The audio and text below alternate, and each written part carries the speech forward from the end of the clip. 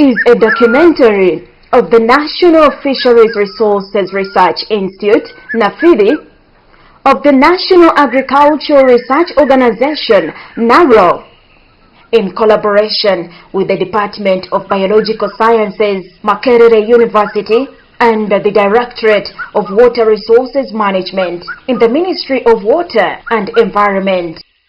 Its aim is to guide small-scale fishers, lake and riverside communities on how to adapt and cope with impacts of climate variability and change and related threats. This involves building capacity, examining changes in climate parameters and their impacts on fisheries and livelihoods, identifying adaptations and mitigation measures and the factors affecting adaptation, institutions and government systems, policies, regulations that can be applied to promote them, and increasing awareness. About 70% of the Ugandan population depend on rain-fed agriculture and natural resources, which are vulnerable to climate variability and change.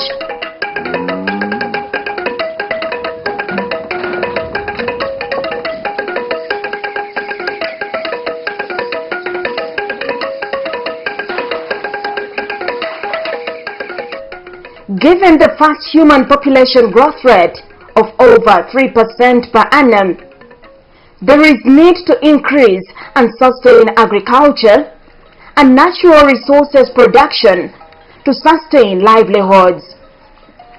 Fisheries is one of the economic activities contributing 2.5% to national GDP, 12.5% to agricultural GDP, employing about 1.2 million people, earning over $150 million in exports,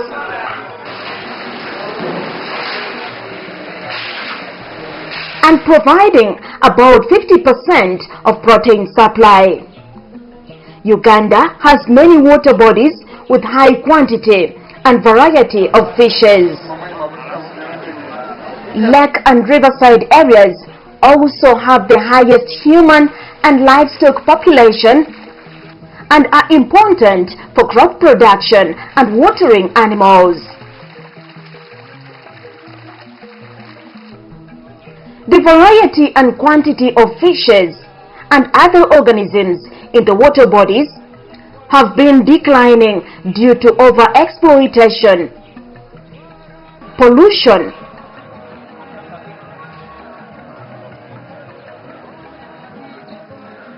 introduced species like Nile perch,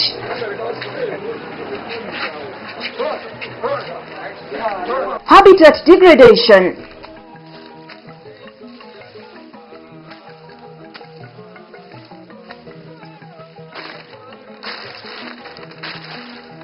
and climate variability and change. However, climate variability and change has received a limited attention. Global temperatures increased by about 1 degree Celsius, especially towards the end of the 20th century, due to emission of greenhouse gases. This is expected to affect natural resources and livelihoods. Climate variability and change contributes to reduction in water circulation, recycling of nutrients and oxygen, which affects production of plant and animal materials upon which fish feed, variety, quantities, and yield of fish and livelihoods. Fish is a cold-blooded animal whose life is affected by changes in temperature. Climate variability and change is expected to shift fish species and other organisms in water to opportunistic ones that can persist or adapt to changing conditions. Lakeside areas are also vulnerable to drought and floods caused by changes in rainfall associated with variability and change in climate. This documentary presents the results of a pilot study carried out on Lake Wamala in central Uganda and Kawi in northeastern Uganda. Temperatures around Lake Wamala and Kawi varied before but have increased consistently by 0.02 to 0.03 degrees Celsius annually since 1970s, in line with global predictions. Rainfall deviated from annual averages in the past according to periodic patterns, but has generally been above average since the 1980s, which is consistent with the predictions of the United Nations Intergovernmental Panel on Climate Change, IPCC, for the East African region. Fishery livelihoods around Lake Wamala and Kawi have been fishing dominated by men, fish trading by women, and processing by men, women, and youth. We interacted with fishermen who have fished on the lake for a long time. They narrated that during the 1960s and early 1970s, the catches were high. Vehicles used to come to the lake and purchase pickups full of fish and take it to distant markets. But the situation has changed due to declining catches. Currently, when fishermen go out to the lake, they come back with only a few types and numbers of fish, just like this fisherman, indicating that the variety and quantity of fish have declined.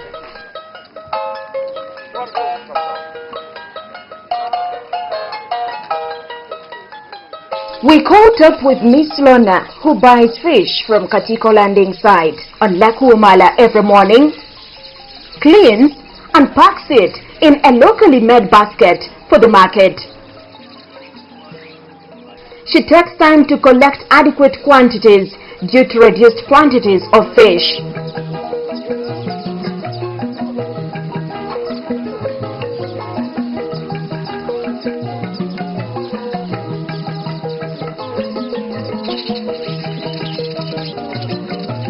This is Mr. Chintu, who buys fish from Katiko and Gombe landing sites on Lake Wamala.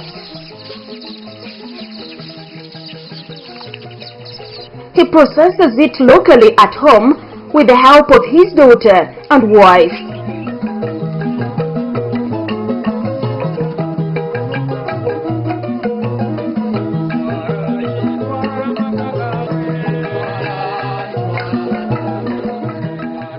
After smoking, the fish is either sold around his village or transported to the neighboring Mityana town. The amount processed is now limited due to decline in the quantity and variety of fish associated with climate variability and change and other stresses. Service providers at the landing sites, such as this lady, who prepares food for fishermen, have also been affected. On Lake Kawi, the diversity of fishes has declined, and the native tilapias, which constituted the major fishery in the past, have become stunted.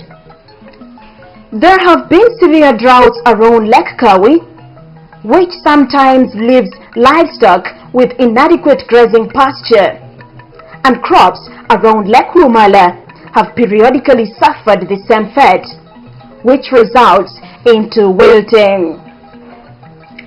During severe rains, the gardens around Lake Kawi flood, destroying the crops and grazing grounds, as testified by Mr. Omadi, a resident of Apapa village.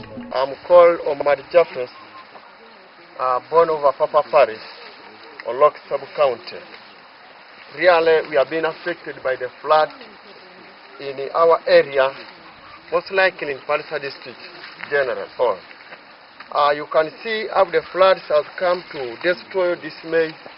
We never expected to move this maize by this time, but due to much rain with the flood which has gone here, it is now making us to remove maize not in by the time we need it.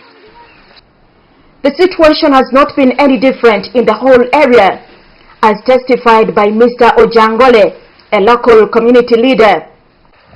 We are in a Papa parish in Olok sub-county. You see, this plantation of cassava is destroying.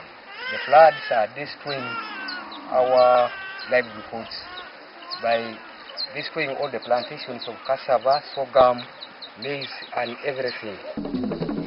As you can also see, this man is salvaging the remaining potatoes from his flooded garden.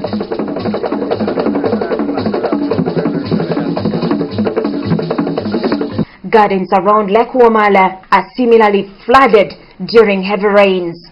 Satellite images provided by the United Nations Environmental Programme, UNEP, show that Lake Wamala shrunk to about one-half its area between 1984 and 1995 and increased between 1999 and 2008. These gauges, which measure lake levels, were previously in water but are now on land due to reduced water level as a result of prolonged drought. Although data is lacking, interviews with local communities suggest that the area of Lake Kawi has receded by about 50 meters since the 1950s, as narrated by a local resident, Mr. Opedun Clement. A few years ago, the lake used to stop here, but now it has reached the extent of decreasing up to that way. The area of both lakes has not fully recovered, suggesting a change in climate. Research results on Lakes Wamala and Kawi show that plants and animal materials upon which fish feed have shifted to types that can survive under low oxygen and unpredictable nutrient conditions.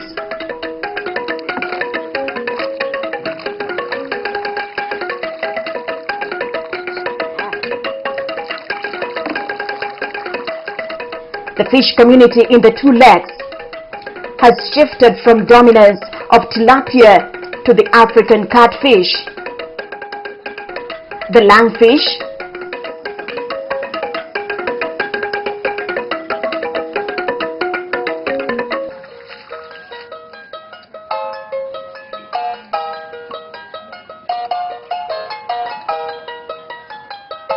and a few types of haplochromines, commonly known as inkeje, which are tolerant to low oxygen conditions and can adapt to feeding on available plant and animal materials. Consequently, the variety and quantity of fish has decreased. Some of the fish species have become stunted, forcing the fishermen to shift to smaller sizes of nets. These changes have affected livelihoods of fishers and communities around the lakes. The water and lakeside areas are also threatened by other factors such as the use of agrochemicals and fertilizers, cultivation up to the edge of water bodies,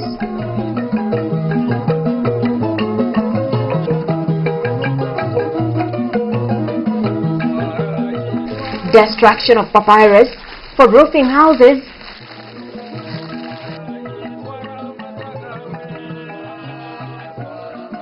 and cutting of trees for timber, charcoal burning, and other uses. These practices expose the lake to siltation and contamination and needs to be managed. NaFIRRI, in collaboration with fishers, lakeside communities, and local leaders, has been identifying adaptation strategies to address the impacts of climate variability and other threats on their livelihoods. Some fishers and lakeside communities have adapted to changes in fisheries by reverting to emerging fisheries such as African catfish and lungfish, practicing irrigation during drought, diversifying to crops and livestock,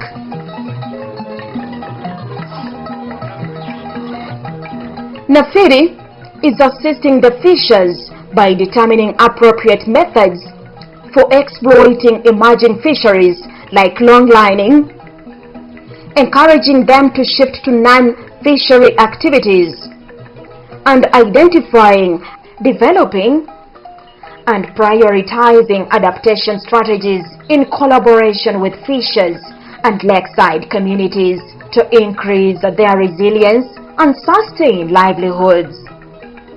Innovative fishers and lakeside communities practice irrigation during drought. NaFIRRI is upscaling innovative irrigation systems by identifying and promoting more effective and affordable ones, like the manual irrigation pump being demonstrated by the district fisheries officer of Mityana. A similar pump has been given to communities around Lake Kawi for demonstration. Some innovative fishermen have diversified to high-value crops like pineapples, tomatoes, bitter berries locally known as entula, cabbages, oranges, and livestock. This has in many cases increased their income beyond what they used to earn from fishing and can serve as incentive to reduce pressure on the fisheries. NaFIRRI has identified many examples around Lake Wamala from which other fishers and lakeside communities can learn to diversify, improve their livelihood, and reduce pressure on declining fisheries resources and become resilient to impacts of climate variability and change. Fishermen like Mr. Swabi, although still fishing, has diversified to crop farming, chicken, and zero grazing cattle, which also serves as a source of organic manure, and practices irrigation during drought. This has enabled him improve his income, buy more land, and even acquire a motorcycle as he narrates. My name is Swabi Steven Tenywa. I'm still a fisherman. Although still fishing, this cannot help me forever.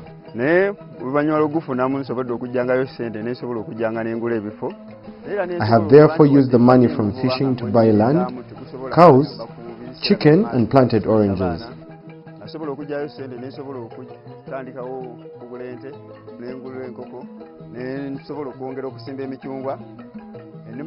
I have had the opportunity to be trained in modern farming methods, including getting manure from chicken droppings and cow dung to improve soil fertility.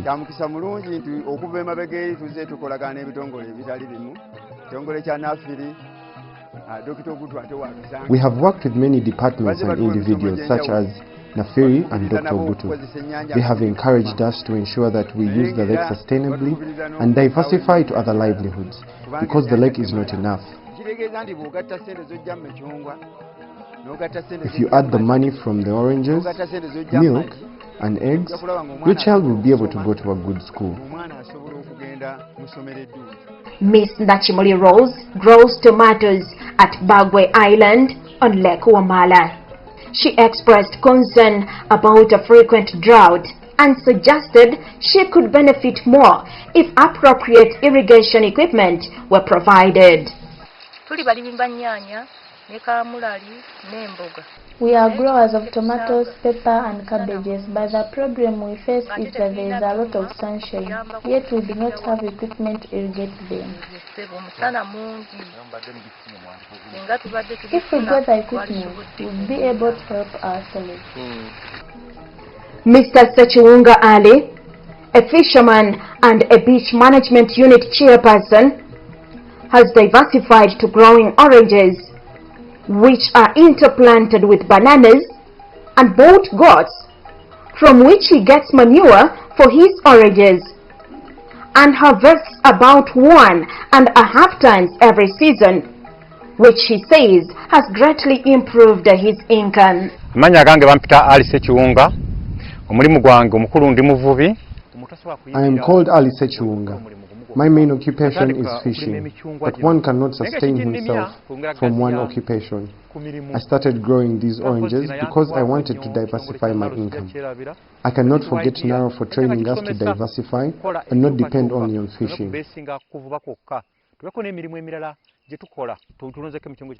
This plant produces more than 300 oranges, and we sell 4 oranges at 1,000 shillings, but those which are eaten directly are sold at 500 shillings each. Miss Ruth Nachitio, a widow near Katiko landing site, in addition to growing crops, has diversified to rearing pigs and poultry.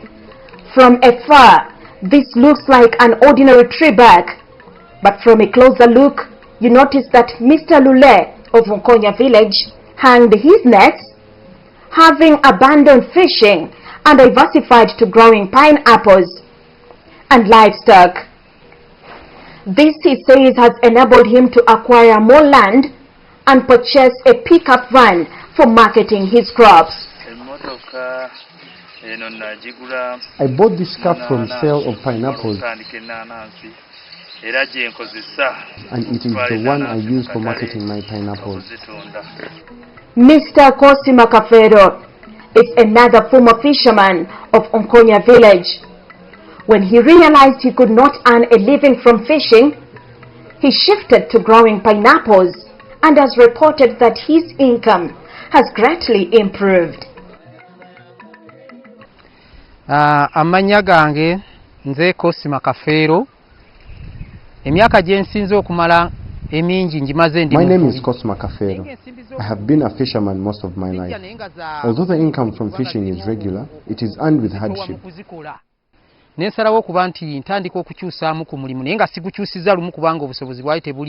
therefore decided to diversify my income gradually.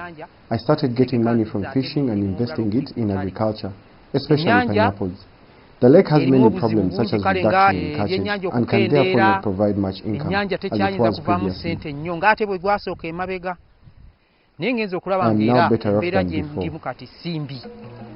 Mr. Wamala Noah, like other former fishers, has also abandoned fishing and started growing bitter berries, commonly known as entula, and tomatoes, and earns more income than he used to get from fishing. Nze Wamala Noah, ndi musajja muvubi gwe mulimu gwensinga okumanya. I am Wamala Noah. My main occupation is fishing. After fishing for a long time, my resources were no longer increasing. I therefore decided to diversify to agriculture. I started by growing bitter berries and later tomatoes. I appeal to fellow fishermen that even if you have a piece of land, like 1/4 acre, add it to fishing.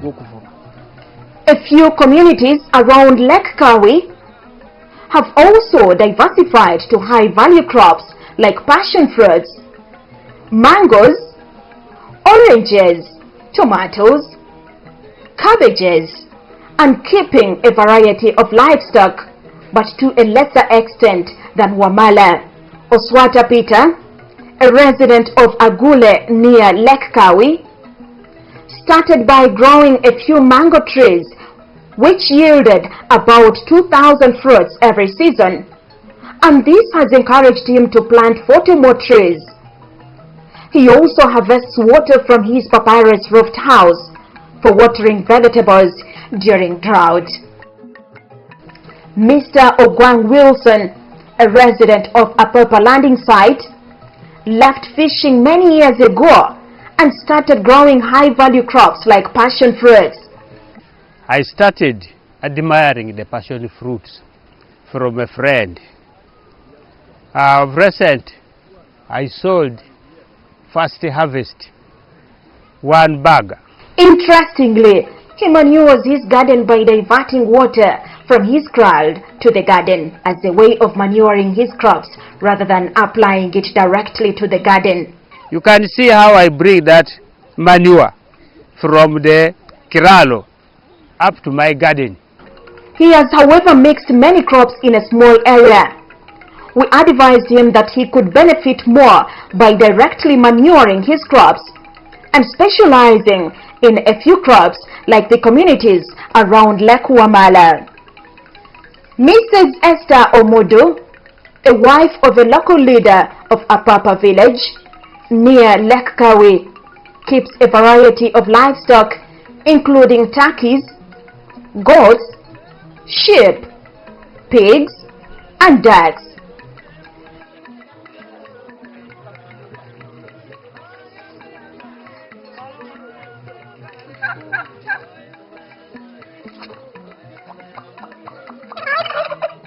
I'm a housewife, but I don't only do housewife work. I do some other works like rearing my sheep, have ducks, have turkeys, have goats. That has managed me keep life. Unlike other lakeside communities, she discourages her children from going to the lake fishing and works with them on house chores. There are lessons which the communities around Lakes Wamala and Kawi can learn from each other to improve their livelihoods. On Lake Wamala, innovative fishers have, in addition to diversifying to crops, purchased a few cows from which they collect cow dung and use it to manure their crops. Almost every homestead around Lake Kawi has many more cows, but the cow dung is hardly collected and used as manure to improve crop production. We have advised the homesteads around Lake Kawi that they could benefit more by planting high-value crops like oranges or mangoes and manuring them using cow dung to diversify and improve their income. Lakeside communities are being sensitized to plant appropriate trees in lakeside zones and preserve the papyrus fringes along the shores of the water bodies to protect the environment and contribute to mitigation of climate change. Wetlands and other vegetation assist in holding water and releasing it slowly, reducing siltation, providing habitat, especially for young fish and other organisms, and slowing climate warming by absorbing gases such as carbon dioxide, which cause climate warming. Sustainable adaptation is still affected by limited knowledge, capacity, awareness, capital, inadequate extension services, and law enforcement, and the rapidly growing population. The rapidly increasing population of 3% per annum increases pressure on the natural resources. For instance, around Lake Wamala, most families have an average of 4 children compared to about 7 around Kawi. There are policies and regulations on environment, forestry, wetlands, water, and fisheries that can be applied to address the impacts of climate and related issues. Implementation of government policies has been decentralized to local governments, and the districts and lower government organs have officials to implement the policies and enforce the regulations. The project has been working closely with local government officials around Lakes Wamala and Kawi, including local council chairpersons, chief administrative officers, NADS coordinators, environmental officers, and fisheries officers, as confirmed by Mr. Anthony Iga, the chief administrative officer of Mityana. And what we have actually agreed with NaFIRRI is that it may not be enough really to fight these people to discard the bad fishing practices alone, but we also need to propagate some better ideas about other alternative means of livelihood. Some of the policies that need to be emphasized around Lakes Wamala and Kawi include promotion of tree planting, prohibiting development within 100 to 200 meters along the shores of the lake as required by the law, protecting wetlands, prohibiting use of destructive fishing gears and methods like cast nets, beating water to frighten the fish into nets, using monofilament nets, and nets of mesh sizes smaller than those permitted by law. Some of the policies and regulations, however, need modification to accommodate changes associated with climate variability and change. Songa no za buvubi zezitulese olunaku olwaleero boyinetu tutandikirawo Mike webale nnyo. NaFIRRI is working with local authorities to increase awareness by sensitizing communities on impacts of climate variability and change, and has created a network of research, academic and community institutions and persons to address climate issues in fisheries and lakeside areas. NaFIRRI plans to continue refining the tools developed on Lakes Wamala and Kawi and roll them out to larger water bodies in Uganda. This is, however, still constrained by limited resources. Government and non-governmental research and development agencies need to provide resources, strengthen expertise, generate and share knowledge, including defining gender roles in addressing adaptation and mitigation efforts and the factors affecting adaptation.